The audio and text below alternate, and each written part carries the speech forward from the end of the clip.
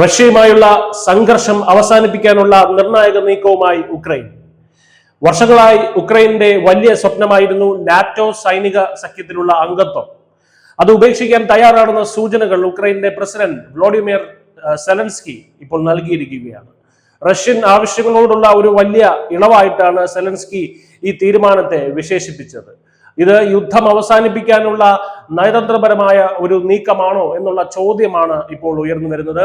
ബെർലിനിലെ നിർണായക കൂടിക്കാഴ്ചകൾക്ക് മുന്നോടിയായാണ് സെലൻസ്കിയുടെ ഈ പ്രഖ്യാപനം ഇപ്പോൾ വരുന്നത്.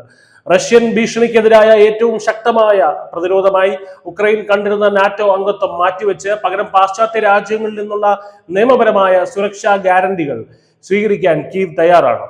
സെലൻസ്കിയുടെ വാക്കുകൾ ഇങ്ങനെയാണ്: US-ൽ നിന്നും യൂറോപ്പിൽ നിന്നുമുള്ള ചില പങ്കാളികൾ നാറ്റോ ദിശയെ പിന്തുണച്ചില്ല. അതിനാൽ ഇന്ന് US-ഉമായി മറ്റ് യൂറോപ്യൻ രാജ്യങ്ങൾ, കാനഡ, ജപ്പാൻ എന്നിവയുമായുള്ള ഉഭയകക്ഷി സുരക്ഷാ ഗ്യാരണ്ടികൾ, ഞങ്ങൾക്ക് ആർട്ടിക്കിൾ 5 പോലുള്ള ഗ്യാരണ്ടികൾ ലഭിക്കുന്നത് മറ്റൊരു റഷ്യൻ അധിനിവേശം തടയാനുള്ള അവസരമാണ്.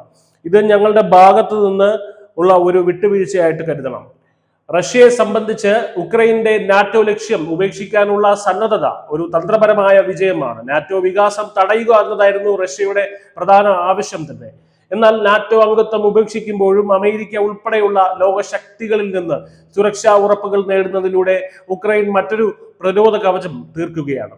ഈ നിർദ്ദേശത്തെ റഷ്യ എങ്ങനെ സ്വീകരിക്കുമെന്നതിനെ ആശ്രയിച്ചിരിക്കും ഇനി സമാധാന ചർച്ചകളുടെ ഭാവി. News desk Malayalam.